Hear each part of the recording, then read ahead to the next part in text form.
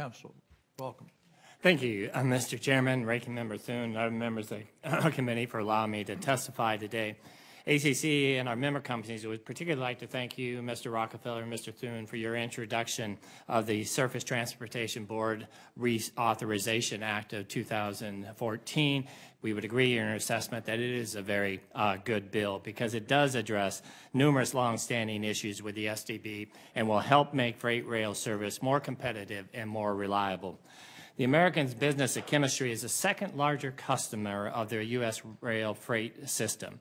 And thanks to shale gas revolution here in the United States, we're going to see the most dramatic increase in our production in the history, and we're going to be even more reliant on freight rail transportation.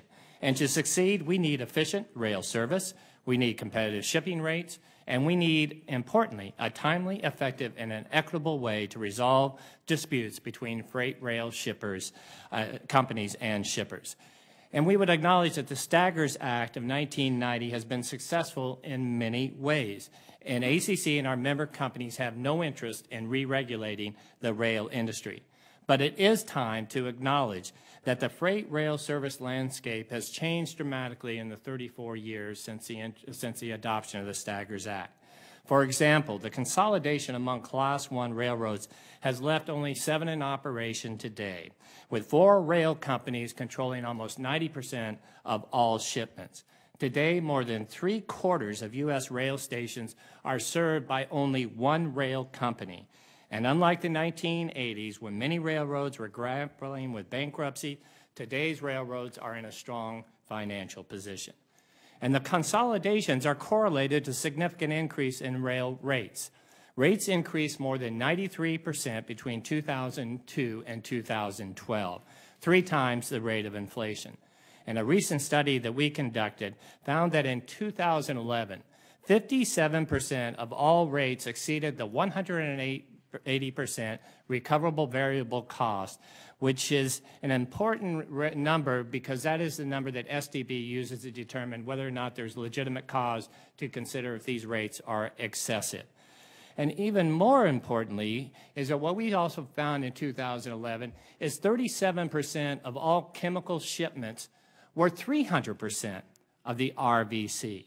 And what is also more troubling to us is the trend, because in the most recent 5-year period, we saw almost a 50% increase in our chemical shipments that were over that 300% of the RVC. ACC recently joined with 23 other manufacturing, agriculture, and energy groups to outline a series of STB reforms that would ensure access to competitive rates. And many of those reforms that we suggested are dealt with in the legislation that you and Senator Thune introduced. Just to highlight a few of those that we think are most important, the bill will make important organizational changes to streamline processes and facilitate more timely decisions by the STB.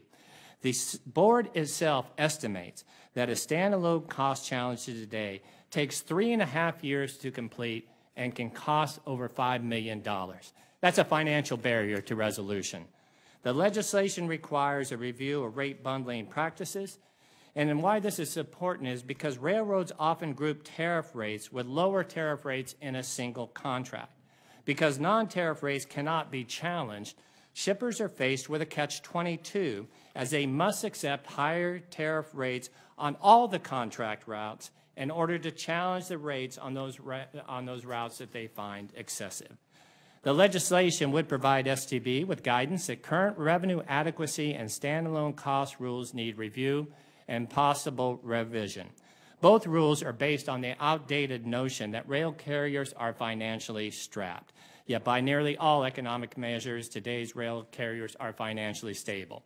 Warren Buffett does not invest $44 billion in a company that is not revenue adequate.